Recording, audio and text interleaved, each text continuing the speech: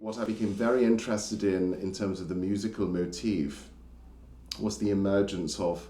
the Renaissance masque and this idea of an intermezzo, where essentially a world could be created, and in Shakespeare's time, that was primarily musically driven, that may or may not offer a contrast to the piece around it as its own singular one-act form, which was the beginning of opera as we know it. And I thought to myself, well, that's a very interesting idea in this play, because we end our Act One in the event of a wedding in which the bride has been abducted, and on stage we have a wedding party in which there is no possibility of any events. Because there's no bride to cut the cake, there's no groom to offer a toast, there's no father-daughter dance that can happen, and in fact the only thing textually that we are understood to have to see on stage is that Tranio, posing as Lucentio, will practice how to bride it with Bianca standing in for Kate. And I just thought to myself, holy hell, like just in terms of a commentary on like the Shazam we all go through in terms of that wedding party and the marriage as a ceremony, how interesting. So what I then ended up creating is a further incorporation of Duncan's music. So not only am I using his songs from his pop catalogue as soliloquy songs for many of the characters who don't get a voice in the play,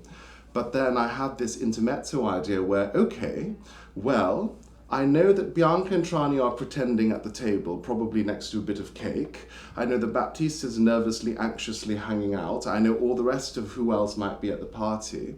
What if we could go into the party as an audience and experience from the inside our version, a sort of postmodern version of a Renaissance intermezzo? And so I strung together with diegetic reasoning 6 of Duncan's songs that I couldn't use in the play and other places, but that would actually flesh out the stories of the stock characters as the Renaissance intermezzo was intended to do. And for me, what was startling about Shrew was not only the amount of work I'd have to do to really get to grips with Kate, but also the lack of story Bianca, Lucentio, Tranio, and Biondello have in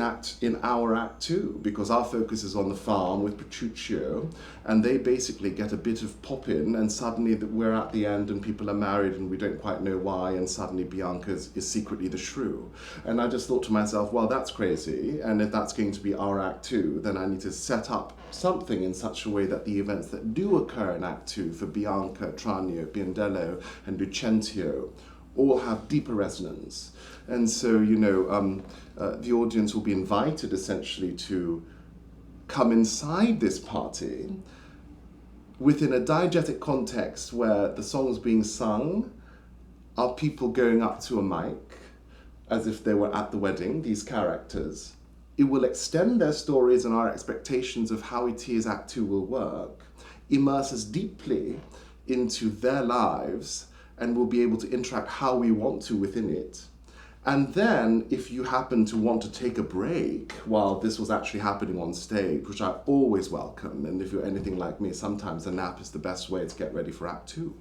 But if you missed it, you would still be able to watch the play, but if you were a part of it, you'd get a very rich experience of everything that happens in Act Two from those 4 characters' perspective, because you get backstory you wouldn't be getting anywhere else. Well, I'm sure lots of people are going to be looking forward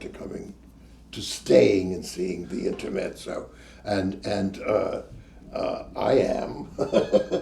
And we're going to extend the intermission a little bit and provide people to leave or come or do whatever they want, and at the same time be able to get to know these characters. And I agree with you, because I saw a work through the other day that it does set you up for what's going to go on in the second act.